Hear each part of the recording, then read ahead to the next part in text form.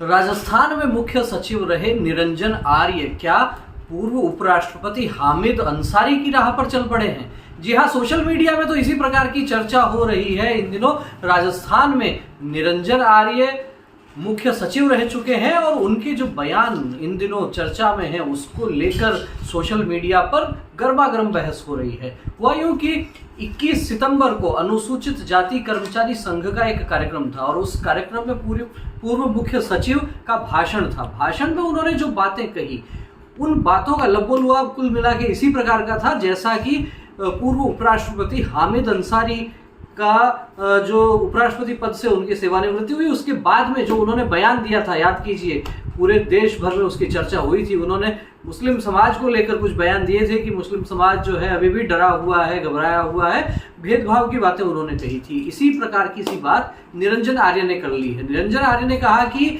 अभी भी जो है वो दलित समाज के साथ भेदभाव होता है और उसके कई सारे उदाहरण दिए। उन्होंने ये भी कहा कि पाली जिले में जो उनका गांव है, रास नाम बताया गांव का, उस गांव में उनकी जमीन पर सवर्णों ने कब्जा कर रखा है। कितनी हास्यास्पद बात अपने आप में लगती है, क्योंकि जो व्यक्ति सरकार में मुख्य सचिव रहा, इतने बड़े पद पर रहा और उनकी जमीन पर भी आज तक यदि कब्जा हो रहा है तो अपने आप में ये कितनी बड़ी बात समझी जा सकती है। जो व्यक्ति अपनी जमीन का कब्जा नहीं छुड़वा सकता वो फिर सामान्य व्यक्ति को क्या न्याय दिलाएंगे और क्या काम करेंगे, ये भी एक सवाल इस पर खड़ा हो सकता है। उन्होंने कहा कि मेरे किसी गांव वालों ने बताया कि दादाजी के पास जो जमीन थी वो 150 रुपए में किसी के पास रखी थी और फिर लगभग 40-50 वर्षों से उन्हीं लोगों का कब्जा है।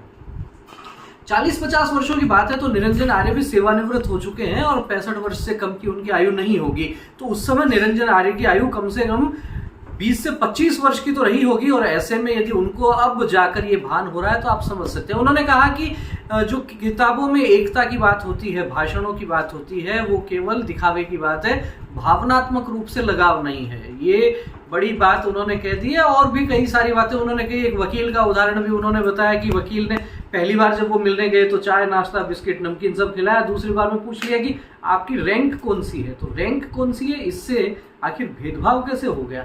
बहुत सारी बातें हैं, लेकिन लग ये रहा है कि उनके जो बयान हैं वे सीधे संकेत दे रहे हैं कि राजनीति में शायद नई पारी खेलने की वो तैयारी कर रहे हैं, क्योंकि वहां से जब सेवानिवृत्ति हो गई मुख्य सचिव से और बहुत से अधिकारियों की ये स्थिति होती है कि पद पर रहते हैं तब तक तो लोग जी हुजूरी करते हैं, सेवानिवृत्ति के बाद कोई पूछता नहीं है।